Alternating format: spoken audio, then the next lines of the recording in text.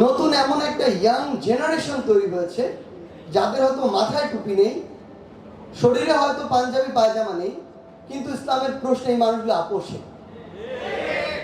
আগামীর বাংলাদেশে যদি এই ইসলামিক যে চেতনা এর সাথে সাংঘর্ষিক কোনো কিছু চাপিয়ে দেওয়ার চেষ্টা করা হয়, এই ইয়াং জেনারেশন যাদেরকে আপনি বাহ্যিকভাবে হয়তো ডিফাইন করতে পারবেন না যে এই স্পিরিটটি ধারণ করে কিনা, আমি আমার জায়গা থেকে বিশ্বাস করি ওই জেনারেশনটাই সামনের সারিতে থাকবে যখন ইসলামের সাথে সাংঘর্ষিক কিছু আগামীর বাংলাদেশে চাপিয়ে দেওয়া হবে। এই ইয়াং জেনারেশন যদি খুনি শেখ হাসিনাকে ফ্যাসিস্ট না মনে করত, আমরা যখন এখনো প্রত্যেকটা জেলায় বিভাগে যাই, অধিকাংশ যারা আমাদের শহীদ ভাইরা রয়েছেন তাদের বয়স হচ্ছে 18 থেকে 25। এটা হচ্ছে ওই 9, 10, 11, 12 আর গ্র্যাজুয়েশন লেভেলের যারা স্টুডেন্ট তারা। সো তারা কিন্তু বিশ্বাস করেছিল খুনি শেখ হাসিনা একটা ফ্যাসিস্ট। আপনি তাকে বাধ্য করে নামাতে পারতেন না, নেভার। আবার আপনি তাকে বাধ্য করে আটকেও রাখতে পারতেন না। কত বাবা মা কান্না করছে এখন, বা কান্না করে বা করেছে, যে তারা সর্বোচ্চটুকু দিয়ে চেষ্টা করেছে সন্তানকে ঘরে আটকে রাখার জন্য, পারেনি। সো এই ইয়াং জেনারেশনকে লজিক্যাল ওয়েতে আমাদেরকে সত্য জিনিসটা তাদের সামনে তুলে ধরতে হবে এবং তাদের সামনে এটা অ্যাকসেপ্ট করার দরজাটা খোলা রাখতে হবে।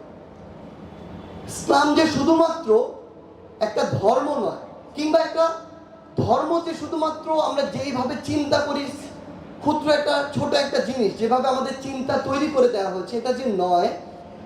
এটা যে একই সাথে আমাদের অর্থনীতি, রাজনীতি, সমাজ ব্যবস্থা, দর্শন, আমাদের জীবনধারা, চিন্তা ভাবনা, লাইফস্টাইল, এভরিথিং, এটা আমাদের তুলে ধরতে হবে। ইয়াং জেনারেশনের কাছে সহজবোধ্য করার জন্য যেভাবে লেখা উচিত, আমাদের লেখার ধরনটা সেরকম হওয়া উচিত। কনসেপ্ট চেঞ্জ হতে হবে না। আপনার পবিত্র কোরআন মাজিদ কিংবা হাদিসের কথা বা মেসেজ থেকে সরতে হবে না, কিন্তু লেখার ধরনটা ইম্পর্টেন্ট। ওই ধরনটা যেন ইয়াং জেনারেশনের কাছে সহজে পঠনযোগ্য হয়, এই জায়গাটাতে আমাদের কাজ করতে হবে। আমরা সমসাময়িক সময় দেখি আমাদের আরিফ আজাদ ভাই থেকে শুরু করে বেশ কিছু বই, আমার কাছে অসংখ্য এরকম বই রয়েছে যে বইগুলো সবার পড়ার টেবিলে একটা একটা করে আছে। কারণটা আমার জায়গা থেকে এই বইগুলো পড়ে যেটা মনে হয়েছে যে বইয়ের যে শব্দগুলো, এই শব্দগুলো সহজে বোঝা যায়। যে বাক্যগুলো পূর্বের ইসলামিক সাহিত্যের বা বিভিন্ন বইগুলো যেভাবে লেখা হতো, ওই শব্দগুলো কিছু কিছু শব্দ ছিল আমাদের বুঝতে একটু সমস্যা হতো। ওই শব্দগুলো সহজবোধ্য করে তুলে ধরা হয় নতুন ধারার বইগুলোতে, সো বুঝতে সহজ হয়। আমি আমার জায়গা থেকে মনে করি আগামীর বই মেলায় যে বইগুলো আসবে, এই 1 বছর যেগুলো লেখা হবে, আগামীর তরুণ প্রজন্মকে টার্গেট করে ইসলামিক সাহিত্যকে সামনে রেখে ওই বইগুলোকে যেন সেভাবে সহজবোধ্যভাবে উপস্থাপন করার একটা চিন্তা করা হয়। যারা সম্মানিত লেখকগণ লিখছেন তারা যেন এই চিন্তাটাকে সামনে রাখেন। ইয়াং জেনারেশন মুখিয়ে আছে এই বিষয়গুলো জানার জন্য, বোঝার জন্য, ধারণ করার জন্য। এখন আমাদের দায়িত্ব, যারা আমরা আমাদের অগ্রজ রয়েছি, অভিজ্ঞতা সম্পন্ন আলেম রয়েছি, যাদেরকে আমরা মুরব্বী মনে করি, তাদেরকে এই দায়িত্বটুকু নিতে হবে। নিজেদের মধ্যে ক্ষুদ্র ক্ষুদ্র বিভাজনগুলোকে একপাশে রেখে ইসলাম এই শব্দটা,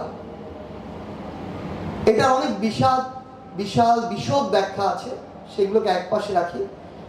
এই শব্দটাকে সামনে রেখে ছোট ছোট বিভাজনগুলোকে পাশ কাটিয়ে আমাদের ঐক্যবদ্ধ হতে হবে এই শব্দটার খাতিরে।